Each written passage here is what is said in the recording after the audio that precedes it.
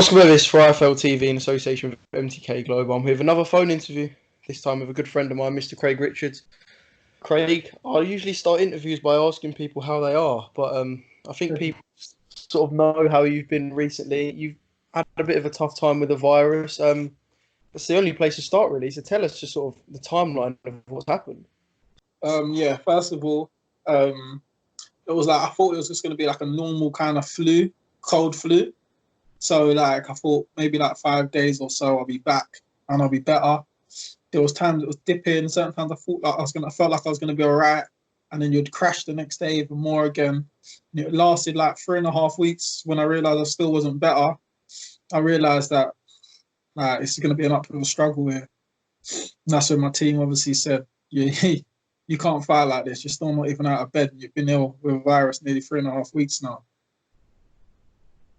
So have you actually had it confirmed, or have you are you pretty 100% sure? Is it like a self-diagnosis when you say that you've had the coronavirus? They told me I had a flu virus, but this was before the whole corona came out. So I got diagnosed, definitely 100% had a flu virus. When I obviously went to the hospital, went to the doctor, said you've 100% got flu virus. You need to stay in and rest, basically. And then obviously after that, weeks later, the whole corona thing had blown up and came out, and it was like, okay, cool. Then I spoke to a few other people who had the same cases as me, and I was realized, okay, so I had the same thing as them. And it was like, but the thing is with these viruses going around, there's a few different types I've noticed. Like the type like I had was like the fatigue and temperature and all of that sort of stuff. There's other coronavirus strains that I've seen people end up in the hospital on the breathing machine, and there's more severe ones where people just lost their lives, unfortunately. So I feel like there's different levels to it and different kind of strains or viruses going around at this sort of time. I feel like fortunate enough for me, I didn't get to the point where I'd lost my life or was on the machine or anything to that extent.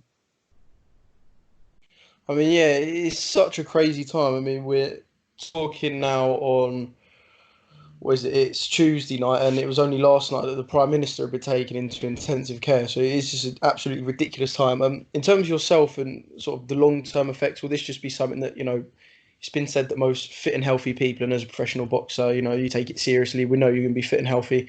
There should be no long-term effects, full recovery. Yeah, I think so. I'll have to go back to the doctors, obviously, when this has calmed down a little bit, and get checked before I commence back into boxing. I've got to go in, check that I'm fit and healthy before I get back into boxing, and just get checked over and get a medical letter just to say I'm well.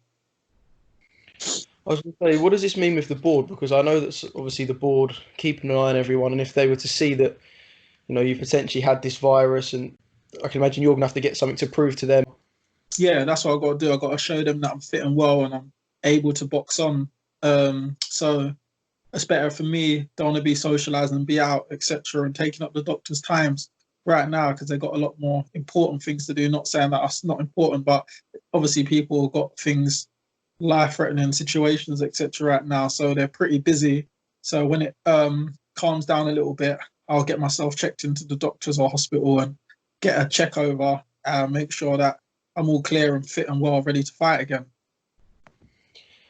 And in terms of the fight postponement, I mean, it just seemed like this was a fight that's just never going to happen now, didn't it?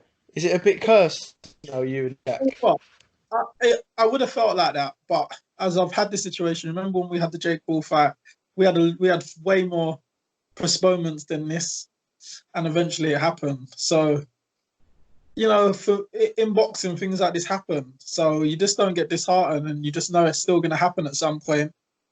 So you just keep preparing yourself for it, and when it happens, go out there and just try and get the job executed and get it done. It looked like there was going to be an opponent, however, for Shaq in Chad Sugden. We did actually mention before when we spoke, when I come down to the Matchroom gym just after Christmas time, we said that, off the back of that performance, Chad could potentially get a fight again, which will raise his profile, another big fight. And yeah, he landed a massive fight there, and yeah, postponement for him as well. So what's sort of to take place next? I take it it's probably going to be you and Shaq this time, or is it now going to be Chad and Shaq? Well, potentially it should be me and Shaq because everyone knows I'm the actual #1 mandatory for the British title. I've been it since June. Um, Shaq then become a mandatory after I did. Chad's nothing to do with being a mandatory at all. He was kind of in a position where he's filling in for a show because otherwise the show wouldn't have went on. But that show got cancelled for the same thing, for the same viruses going around as what I had. The show's been cancelled. So by rights, when the shows get rearranged, we got to go back to normal, and me and Shaq get on for the British because at the end of the day, I'm the actual only official mandatory for it, and then he come through after. Must have been quite a tough time for the boys down the match on the whole, because obviously you ended up not fighting Shaq, but that was sort of before this whole lockdown period when you had the actual virus. Conor Benn, who trains down there, was going to fight on the Josh Kelly Avanesian card. We believe Ted was probably going to get out on that card. I spoke to John Ryder yesterday, and he said to me he was looking to get out on one of the pay-per-view cards, so either Dillian Povetkin or Joshua Pulev. So it's sort of, from a gym perspective, it's just bring everyone to a halt and sort of set everyone back like 4 or 5 months. 100%. At this point, we just got to call it a gap year in boxing. You know, we all had big ambitions for 2020. You know, we felt like we had a lot of things not going as right as we'd liked it to in 2019, and 2020 was the time that we put everything right and pushed forward with all the boys, you know, had our heads down, working hard, and was ready to go. And this has happened. But sometimes, you know, you just got to take the rough with the smooth and don't let dishearten you. Keep going, stay focused, and when it commences, we'll be back on it. For you, will it literally be follow the same path you were planning to follow? Because, I mean, going back to Bullioni, then you sort of had 2018 where you got, was it 3 or 4? I think it's 3 wins, was it? You got 3 wins, got back into the groove of things. Then you had a big 2019. It's a big, and now the halt in 2020. Is it sort of just try and follow the same path, or has it made you rethink about sort of paths you want to take, or perhaps you might want to speed your process up even? I want to speed my process up, of course, but I feel like the stage I'm at, if you look at like most like light heavyweights coming through, or other like people in like coming through in my position, you usually have fights, and then once you get to the British, you have that big domestic clash. Then they win the British, and they either defend it outright or they push on. But for myself, as you've seen, I've had so many big domestic clashes already, and I still ain't got the British. So I just feel like I kind of want a reward for all the work I put in, because I could have fought a lot of these opponents for the British. So it's just crowning that position of finally like completing the domestic scene, etc., and then pushing on from there for myself. Yeah, I mean, I've said this to you before. You are right in what you say. If you had the British title, it would actually be a really good run of defences with the fights that you've had. And if you were to sort of end that and win it outright by potentially beating Shaq, that would have been a really strong run for a British title. So you have got a case there. That's what I'm saying. I could have literally won it from Jake and won it outright by now. So it's a bit annoying, a bit. Well, I mean, like you said, things will get back when all of this is sort of over and done with. We can't really put a time limit on it, but let's just talk boxing in general. I mean, it's set back loads of shows, set back loads of different fights. Do you think anything's going to change when we get back to boxing? Because I think there will be a lot of boxers out there who think, you know, you never know what can happen. I need a big fight. I need to jump into this big fight now. You have a lot of boxers who perhaps won't be training behind closed doors as hard as they would be. They could get caught out. Could be people losing belts here. Do you think we'll see a drastic change in boxing, or do you think it would just sort of be fairly similar to what we've seen for the landscape for the last couple of years? No, you're right. I think there'll be a massive change. I think through this hard time, people will question themselves. People wonder if they want to do this. People might go in other avenues, might go to work and just feel like, you know, it's just other fighters might be on it. The time out for some people might make them more ambitious, and some people might just fall off. So I think the landscape will change dramatically. People's mindsets will change because through a time like this, everyone's going to be asking themselves a lot of questions, and it depends on their answers to themselves, depends on where they want to go from here, really. So it is going to change, and then some fights might commence back. Some people might drop out of fights, what might give other people opportunities, etc. So you just don't know with this game, do you? Boxing's one of them games you just don't know. I mean, from a personal perspective now, from you and sort of what your thoughts have been. I know you're not going to tell me that you thought about hanging up the gloves, but when you were sort of down in the dumps, feeling ill, your fight was postponed, and you saw people training prior to this, and now the lockdowns come as well. Have you had any thoughts about anything that you'd like to do differently when you return to boxing, or even outside of boxing, anything that perhaps you might have been taking for granted, or has it sort of changed your perspective on anything at all? Yeah, I feel like there's a lot of things that I could be doing differently. There's a lot of things that I could be doing better. Um, so I believe as a fighter, I think I'll be a lot better. I think I've found more of a balance because you've got time to reflect. As I say, there's loads of things that every fighter's going to have time to reflect, and it's what they do with the reflection time after that. They might think I'm not willing to go to where I need to go, and they might think some fighters might feel like, you know what, I've taken this for granted. I've not given my 110, or I could have achieved more, or they get a chance to even not just look at themselves, but you get to look at the game and the landscape and might think, you know what, that fighter's done it like that.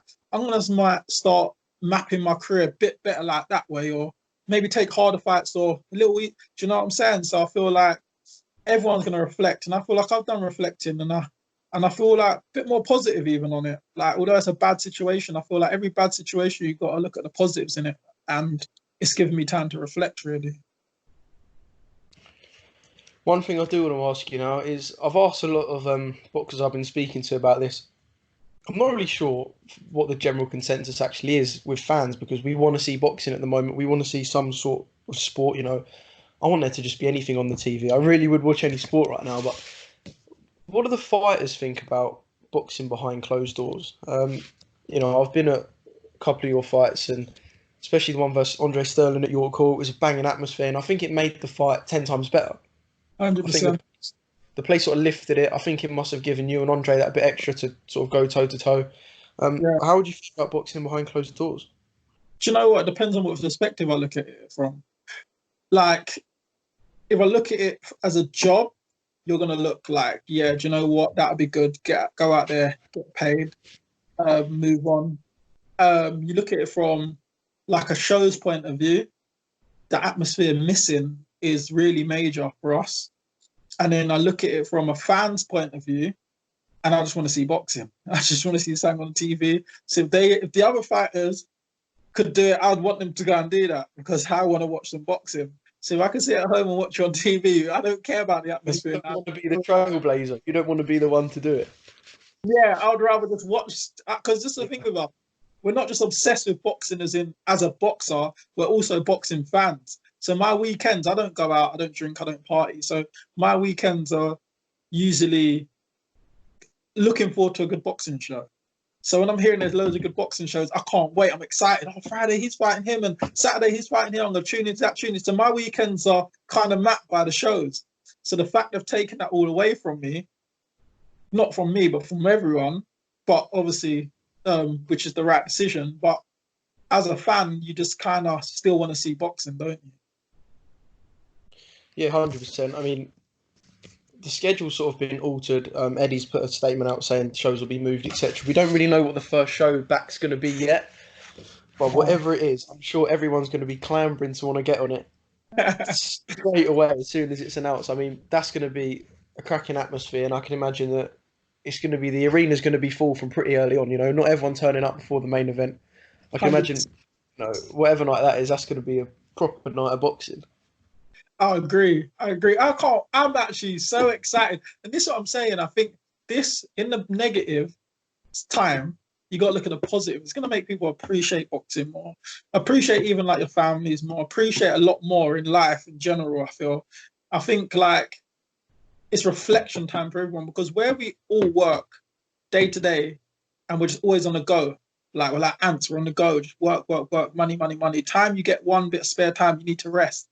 So I feel like everyone as human beings now can appreciate things in life a lot more this time more. And I think the shows, especially, we're gonna appreciate them loads more. And as you said, we might get the full houses just for the last couple of fights. People might be there early doors, 4:30, full.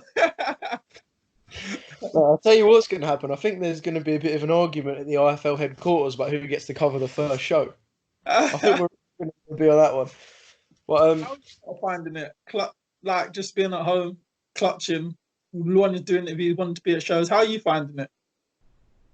Uh, I'm not too keen on the whole Skype interview in comparison to real life. I don't feel like it's the same, and I don't feel like fans feel it's the same either. I mean, you're still saying the same stuff, but you don't get that same sort of Not the feel same. to the interview.